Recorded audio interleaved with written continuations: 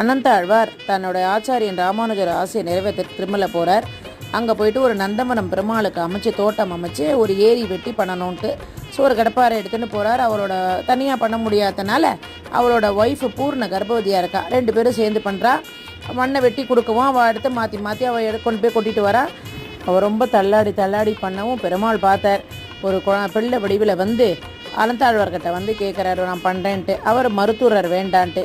உடனே இவாக்கிட்ட கேட்கவும் இவ சரின்றா. என்னடா ரொம்ப சீக்கிரம் வந்துடுறீன்னு கேட்குறாரு ஒய்ஃபை பார்த்து. இல்லை, ஒரு பிள்ளை வந்து இது மாதிரி கொண்டு கொடுக்குறா, அபச்சாரப்பட்டு விட்டேன் அப்படிங்கிறா. உடனே கோவம் வந்து கடப்பாறை எடுத்துட்டு நேராக போய் முகவாய் கட்டையில் அடிச்சு விட்றாரு. அது பண்ண உடனே இந்த கல்லால் எப்படி அடித்தா ரத்தம் உரமோ அந்த மாதிரி வருது. உடனே சன்னதிக்குள்ளே ஓடி போயிறார். அந்த குழந்தை பின்னாடியே வரார்.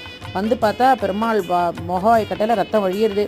அப்போ தான் புரிஞ்சுண்டார். உடனே பச்சை கற்பூரத்தை வச்சு அந்த இடத்த இது பண்ணிடுறார். இன்னைக்கு பெருமாளுக்கு பச்சை கற்பூரம் சாத்துறார்.